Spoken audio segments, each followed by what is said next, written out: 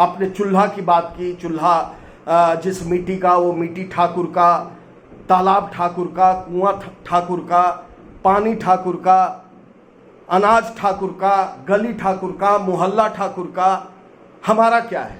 और देते आ रहे हैं सदियों से, कृतज्ञ हैं आप। उसकी चर्चा तो आपने नहीं की। आपको बताना होगा उन 565 रियासतों का क्या, जो आपके शब्दों में ठाकुर समाज के लोगों ने इस देश को दान में दे दिया, जो उनके पूर्वजों ने इस देश के तिरंगे के लिए, इस देश के सम्मान के लिए, इस देश के आजादी के लिए उत्सर्ग कर दिया।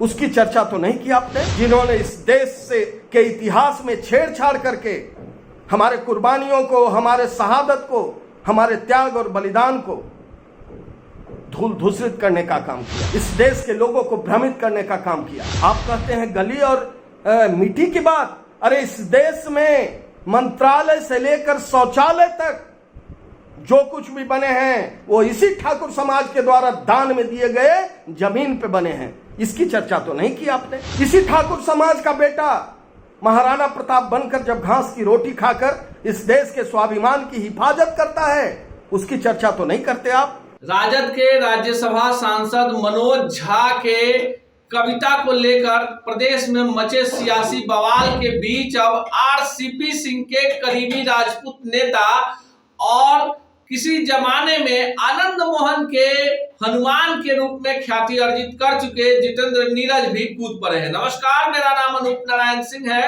और आप बिहार टॉक के डिजिटल प्लेटफॉर्म को देख रहे हैं। बिहार में सियासत जुबानी जंग से शुरू होती है और बाद में जात पर आकर अटक जाती है। इसी कड़ी में विगत 48 घंटे से बिहार की राजनीति गरमाई हुई है और जिस वीडियो को लेकर गरमाई हुई है वो वीडियो 8 दिन पुराना है और राज्यसभा के रिकॉर्ड में है, जिसमें राजद के राज्यसभा सांसद मनोज झा एक कविता पढ़ते हैं। हालांकि कविता पढ़ने के पहले मनोज झा कहते हैं कि इस कविता में जो ठाकुर है वो किसी जाति का प्रतिनिधित्व नहीं करता, लेकिन मंगलवार की देर रात आनंद मोहन और उनके पुत्र जो है ट्वीट करते हैं और उसके बाद पटना के सड़कों पर सियासी बवाल मच जाता है। इसी कड़ी में आनंद मोहन के किसी जमाने में बेहद खास रहे और अब आरसीपी सिंह के हनुमान के रूप में ख्याति अर्जित कर चुके भाजपा नेता जितेंद्र नीरज भी कूद पड़े हैं। पहले सुनिए जितेंद्र नीरज क्या कुछ कह रहे हैं। मैं उन सवालों के साथ आया हूं जो सवाल मनोज झा जी ने सदन के सर्वोच्च सदन में उठाया है। आपने भी सुना होगा, मैंने भी कई बार सुना। मनोज झा जी, जितना हम जानते हैं आप प्रोफेसर हैं और आप अपने को समाजवादी भी कहते हैं और समाजवादी दिखाते भी हैं, लेकिन आपने जो क्षत्रिय समाज को एक ठाकुर के रूप में जिस तरह से चरित्र चित्रण किया, आपने चूल्हा की बात की। चूल्हा जिस मिट्टी का, वो मिट्टी ठाकुर का, तालाब ठाकुर का, कुआं ठाकुर का, पानी ठाकुर का, अनाज ठाकुर का, गली ठाकुर का, मोहल्ला ठाकुर का। हमारा क्या है? और ठाकुर ने जो आपको सम्मान दिया और देते आ रहे हैं सदियों से, कृतज्ञ हैं आप। उसकी चर्चा तो आपने नहीं की। और मनोज झा जी सिर्फ कुआं, तालाब, गली और मिट्टी नहीं, आपको बताना होगा उन 565 रियासतों का क्या, जो आपके शब्दों में ठाकुर समाज के लोगों ने इस देश को दान में दे दिया। उस 43 गढ़ का क्या, जिसे हमने समर्पित कर दिया इस देश के लिए। उन 18,700 किले का क्या, जो इस देश के विभिन्न इलाकों में आज भी खंडहर के रूप में और बड़े बड़े आधुनिक आजाद भारत में बने बड़े बड़े इमारतों की नींव बनकर आज भी देश में हैं।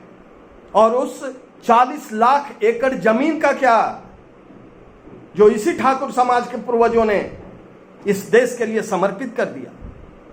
और सिर्फ किला, जमीन, गढ़ और रियासतें नहीं, उस खून का क्या, आपके शब्दों में जो ठाकुर जिसे मारने की बात कह रहे हैं आप, उनके उस लहू का क्या, जो उनके पूर्वजों ने इस देश के तिरंगे के लिए, इस देश के सम्मान के लिए, इस देश के आजादी के लिए उत्सर्ग कर दिया। उसकी चर्चा तो नहीं की आपने। मित्रों, ये वही हैं मनोज झा जी।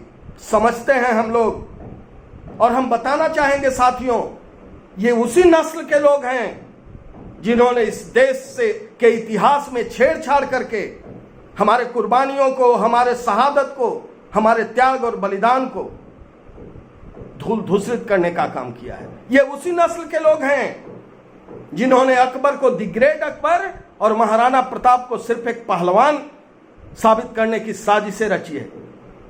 ये वही लोग हैं जो फिल्मों में क्षत्रिय समाज के लोगों को ठाकुर बनाकर और एक खलनायक का चरित्र चित्रण लगातार करने का काम किया है।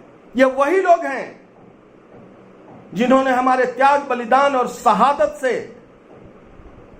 इस देश के लोगों को भ्रमित करने का काम किया है और करते आ रहे हैं, आज भी लगातार कर रहे हैं। लेकिन मनोज झा जी, सूर्य पर थूक फेंकने से सूर्य गंदा नहीं होता। क्षत्रिय समाज के गौरवशाली इतिहास, आप कहते हैं गली और मिट्टी की बात। अरे इस देश में मंत्रालय से लेकर शौचालय तक जो कुछ भी बने हैं वो इसी ठाकुर समाज के द्वारा दान में दिए गए जमीन पे बने हैं। इसकी चर्चा तो नहीं की आपने, इसकी बात तो नहीं की आपने।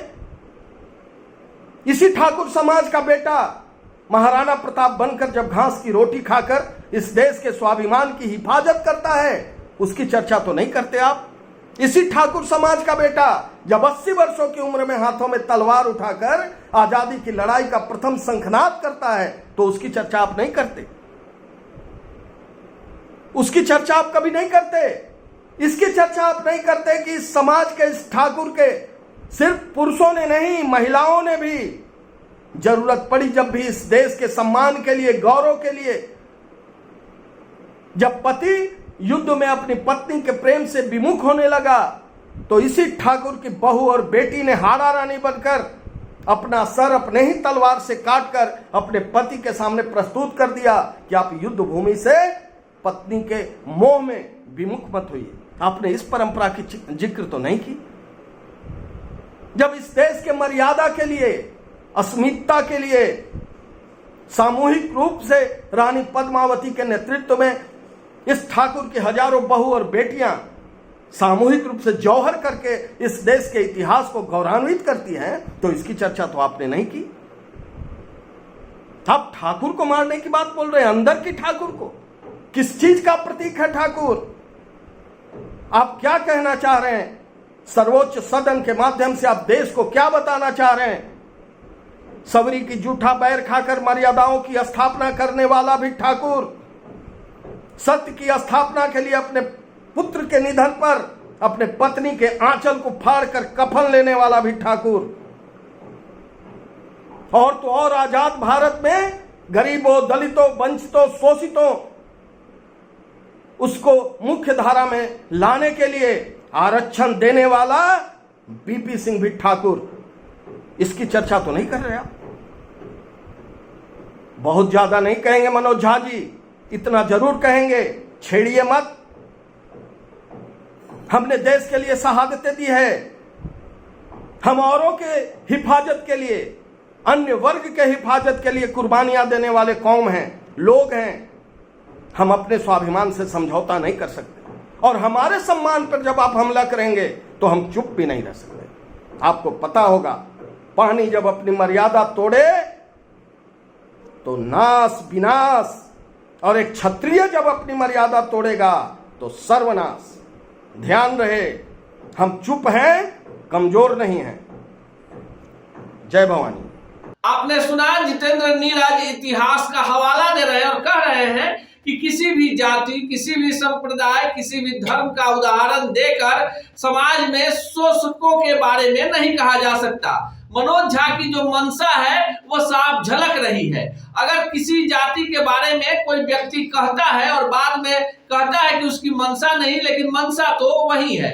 ऐसे में जब देश का संविधान और कानून सभी जातियों, सभी धर्मों को बराबरी का अधिकार देता है, ऐसे में ठाकुरों पर ही निशाना क्यों?